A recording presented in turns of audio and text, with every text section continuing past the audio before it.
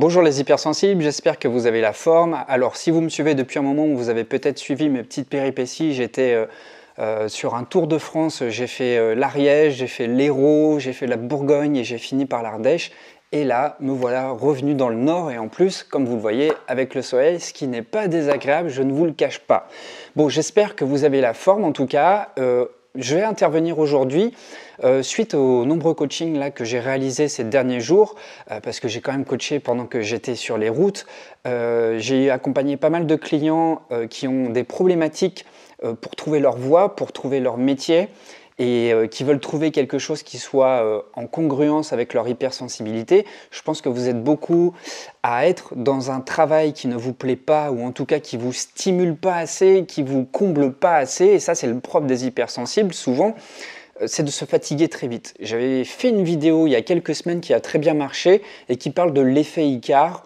Et dans l'effet Icare, on parle un peu de nouveauté lorsqu'on est une personne hypersensible ou même multipotentielle. Surtout lorsqu'on se lance dans un nouveau métier, une nouvelle tâche, on est toujours en quête de nouveauté.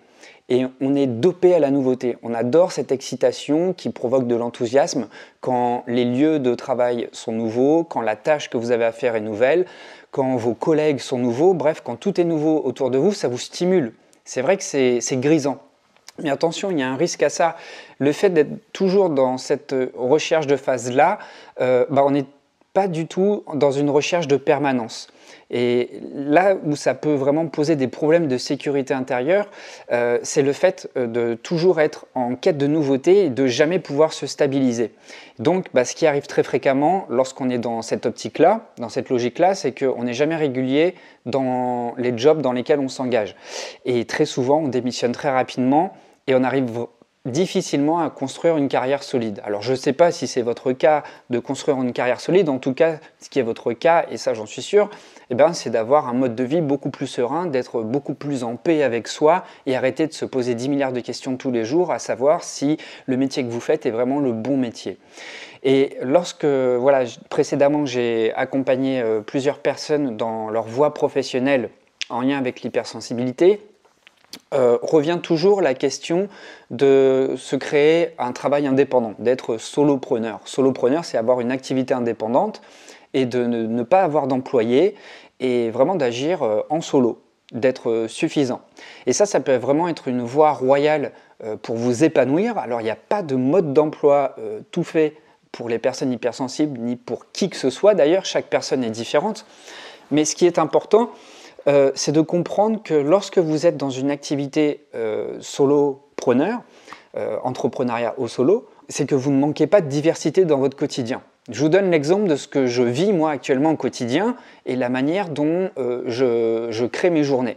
Il y a des journées où je vais faire des tournages vidéo, des journées qui vont être essentiellement créatives. Je vais faire des scripts, je vais me filmer. Et puis après, il y a des journées qui sont beaucoup plus en mode montage. Je fais le montage des vidéos, je les mets sur YouTube, je travaille le référencement, la vignette, les mots-clés, etc. Bon, ça voilà, c'est du marketing digital.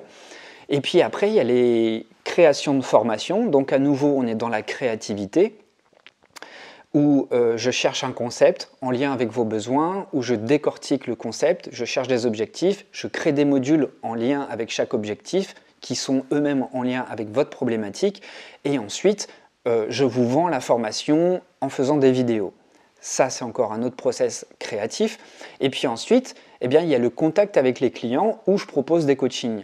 Et ça, c'est des journées entières où sur Skype ou sur Zoom, je fais du coaching. Alors, ce qui est intéressant dans ce cas-là, et je ne vous dis absolument pas de faire comme moi, parce que ce n'est pas forcément quelque chose qui peut vous intéresser, mais ce qu'il faut retenir ici, c'est que dans mon quotidien, il y a beaucoup de diversité. Et même dans la semaine, il y a des jours qui sont dédiés à la créativité, il y a des jours qui sont justement réservés pour les clients, et il y a des jours qui sont aussi dédiés au montage, à des tâches d'effectuation, des tâches de logistique, qui sont un petit peu plus plombantes. Mais en tout cas, mon métier, c'est pas que des tâches logistiques. Mon métier, c'est pas non plus que de la création. Mon métier, c'est aussi du contact avec les personnes que je vais coacher. Et ça me fait du bien parce qu'il y a beaucoup de diversité dans tout ce que je fais. Donc on a un petit peu la casquette de chef d'orchestre, mais en tout cas, il y a cette diversité. Et ça peut vraiment être extrêmement judicieux d'en prendre conscience parce qu'on se fatigue très vite lorsqu'on cherche un emploi salarié. Je vous donne juste l'exemple d'une tâche, d'un emploi administratif. Vous êtes dans un emploi administratif et tous les jours, vous avez les mêmes protocoles à faire, les mêmes saisies informatiques, les mêmes personnes à voir, les mêmes locaux, etc. Imaginez maintenant, vous êtes en solo. Vous êtes solo, vous n'avez pas de problème avec le fait de monter une entreprise, c'est quelque chose qui vous titille depuis un moment.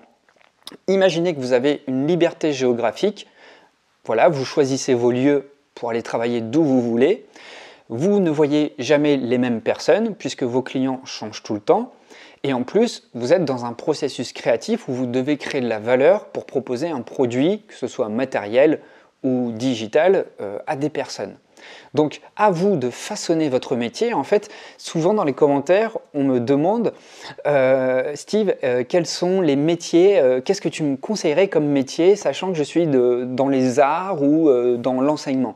Mais moi, je ne peux pas vous dire quel métier précisément est fait pour vous. En fait, ce qui est important de comprendre, c'est les conditions dans lesquelles vous voulez exercer ce métier.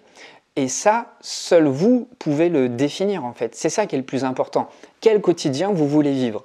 On est au XXIe siècle, on a l'immense chance d'avoir Internet. Internet existe pour le meilleur et pour le pire, parce qu'on y voit beaucoup de choses complètement inutiles qui nous distraient, qui captent notre attention et notre concentration. Ça, c'est le mauvais côté. Mais le bon côté, c'est qu'on peut complètement dématérialiser son activité. Encore une fois, je ne vous dis pas d'avoir une activité uniquement digitale. Ce que je vous dis, c'est que vous pouvez utiliser le levier d'Internet pour vous indépendantiser et proposer vos services. Et ça, vous n'avez plus besoin de patron, vous n'avez pas besoin d'avoir une vitrine en physique pour proposer quelque chose, vous pouvez simplement être vous-même, le produit vraiment à vendre, c'est vous, et proposer des services ou des produits matériels. Donc voilà, faites en sorte, si vous êtes en pleine recherche professionnelle ou en pleine reconversion professionnelle, faites en sorte de prendre en compte que votre quotidien a besoin de variété. Votre quotidien a besoin que ce soit jamais la même chose. Vous êtes facilement stimulable, vous êtes facilement submergé, mais vous avez également besoin d'être stimulé tous les jours. Vous avez besoin d'avoir cette dose d'excitation. Et si vous n'avez pas cette dose d'excitation, ce qui va se passer, eh bien c'est comme l'effet Icare, comme je l'expliquais dans une précédente vidéo. Allez, je vais mettre le i là-haut pour que vous puissiez aller voir de manière plus expliquée, de manière plus exhaustive, mais grosso modo, l'effet Icare, c'est le fait de se fatiguer très vite lorsqu'il n'y a plus de nouveauté.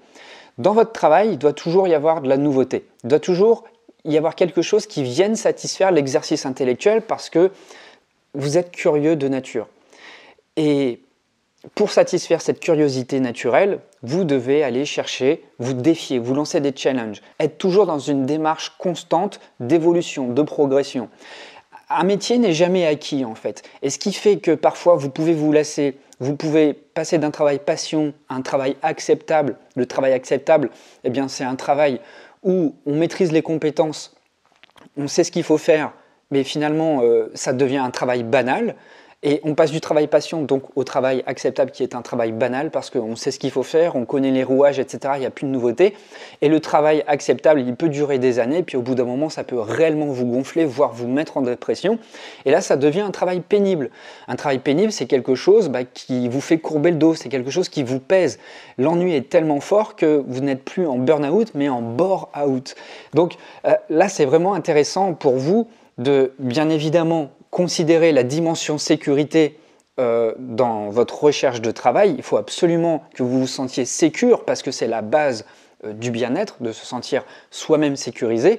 Et une fois que vous êtes sécurisé, en tout cas une fois que vous êtes sûr que la voie que vous allez choisir va vous sécuriser, c'est important de considérer la variété qu'il va y avoir dans vos journées. C'est comme un buffet, il doit y avoir plein de petits toasts, plein de petites choses à manger, quelque chose qui va vous émoustiller la bouche et les papilles gustatives. Eh bien, votre travail, ça doit être la même chose. Ça doit être quelque chose qui vous donne de l'énergie, qui vous enthousiasme, qui vous tire vers le haut et qui vous met constamment dans une démarche de challenge et de défi. Un travail passion, c'est un travail qu'on adore évidemment, c'est un travail où on sent qu'il y a du sens, mais c'est aussi, c'est pas quelque chose qui est acquis pour toujours, parce que vous êtes une personne qui évolue. Et une fois que vous avez acquis les compétences, encore une fois, on passe du travail passion au travail acceptable, qui est un travail banal. Donc si vous trouvez votre passion et que vous ne vous challengez pas, vous ne vous lancez pas de défis, vous allez rapidement vous ennuyer. Donc c'est important de considérer, c'est l'évolution de votre personne, l'évolution de vos compétences et d'être toujours dans une démarche qui est en mouvement. Vous êtes toujours en mouvement. Ça, c'est vraiment important à comprendre. On n'est jamais le même d'une année à l'autre, par exemple, parce que nos objectifs changent, parce qu'on a gagné en maturité, parce qu'une fois qu'on maîtrise une compétence, on a envie d'aller plus loin et c'est tout à fait normal. Donc, vous devez prendre conscience de cela. Et j'espère que ces conseils vont vous aider à mieux orienter vos recherches. Si vous avez besoin d'accompagnement, eh bien les accompagnements coaching sont faits pour ça. Vous pouvez cliquer sur le premier lien dans la description. Bientôt, je vais sortir une formation en ligne qui va vous aider à trouver votre vocation et en tout cas à vous créer une activité indépendante. Donc, ça va être dans les prochains jours, la semaine prochaine si tout se passe bien. D'ici là, je vous souhaite le meilleur dans vos recherches. Prenez toujours beaucoup de recul pour faire vos décisions. Ne faites pas des choix impulsifs, ne démissionnez pas comme ça. Soyez toujours assurés que vous êtes en sécurité dans ce que vous allez faire. Je ne cesse de le répéter parce que je n'ai surtout pas envie que comme ça, par coup de tête, suite à mes vidéos, vous décidiez de quitter un travail. Assurez-vous toujours, certes, que votre bien-être sera conservé, que votre sécurité sera conservée et que vous avez quelque chose pour démarrer à côté, que vous avez déjà une idée sérieuse, que vous avez testé cette idée pour pouvoir la lancer. Voilà, c'était tout pour cette vidéo. Je vous remercie. Si vous avez besoin d'un complément d'information, je fais de mon mieux pour interagir avec vous dans les commentaires. Là, la chaîne a vraiment explosé en quelques jours. J'ai dû gagner 1000 abonnés, ce qui est énorme. Donc, merci beaucoup pour les nouveaux qui sont arrivés. Merci beaucoup pour ceux qui sont là depuis longtemps pour votre fidélité. Et je voulais juste préciser que je fais de mon mieux pour répondre dans les commentaires. Je vous demande toujours d'interagir avec moi dans les commentaires. Mais voilà, je ne peux pas toujours être exhaustif dans mes réponses parce que j'ai des centaines de commentaires par jour et c'est hyper compliqué dans mon travail de répondre à tous les commentaires. Alors ça fait partie de quelque chose que j'aime bien, ça apporte de la variété comme je vous l'ai dit. Mais à un moment, quand il est tard le soir et que je ne peux pas répondre le soir parce que aussi je me préserve un espace pour mon bien-être, je le fais le lendemain, mais le lendemain j'ai aussi ma journée de travail qui m'attend et face à des questions larges, des questions extrêmement ouvertes, je ne peux pas vous répondre comme ça une réponse extrêmement exhaustive parce que mon temps est compté, parce que vous n'êtes pas tout seul à me poser des questions, donc je fais de mon mieux et je m'excuse d'avance s'il y a des personnes qui sentent que j'ai pas pu leur répondre de manière exhaustive. Voilà, alors si vous souhaitez travailler sur vous de manière approfondie avec moi et que vous avez des questions profondes, les coachings sont faits pour ça, mon temps est limité, le vôtre aussi, donc j'espère que vous aurez compris le message. Je vous remercie, je vous dis à très vite et portez-vous bien. Ciao, ciao.